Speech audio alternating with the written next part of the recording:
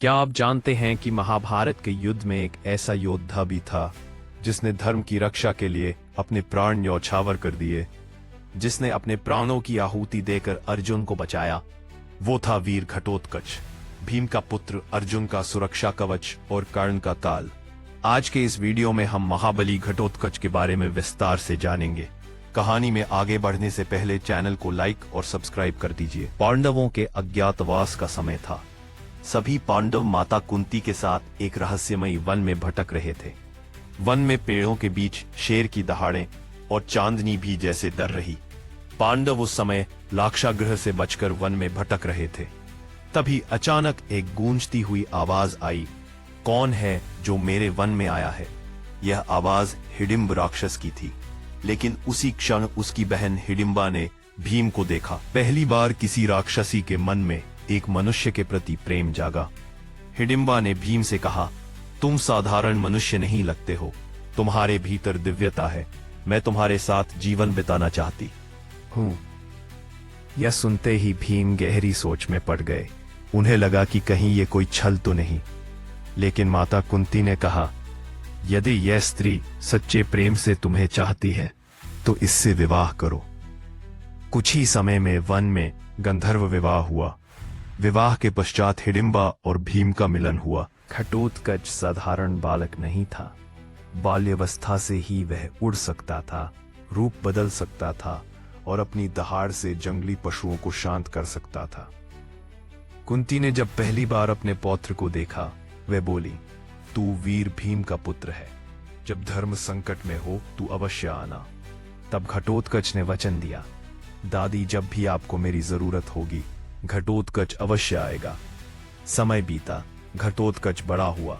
उसने अपने राक्षसी योद्धा समूह का नेतृत्व संभाला। वह जंगलों का रक्षक बन गया, कमजोरों की सहायता करता और दुष्ट राक्षसों का संहार करता। लोग उसे वन का देव योद्धा कहने लगे।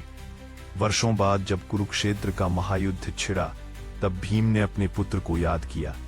उन्होंने ध्यान लगाकर उसे पुकारा, पुत्र घटोत्कच, अब धर्म का समय आ गया है। मुझे तुम्हारी आवश्यकता है। आकाश से गर्जना हुई, पिताश्री मैं आ रहा हूं।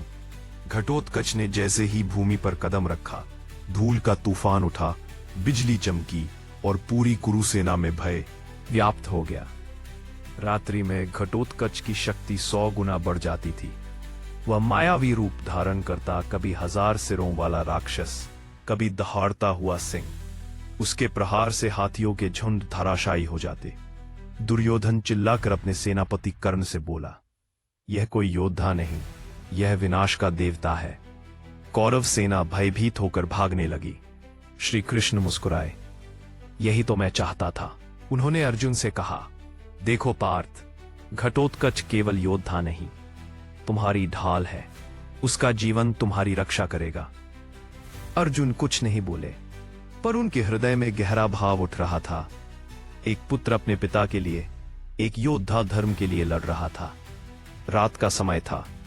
घटोत्कच अपनी मायावी शक्तियों से कौरवों को कुचल रहा था। दुर्योधन भयभीत होकर कर्ण से बोला, यदि आज इसे नहीं रोका तो पूरी सेना समाप्त हो जाएगी।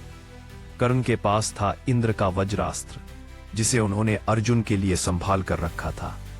किंतु उस रात उन्होंने विवश होकर वही अस्त्र चलाया।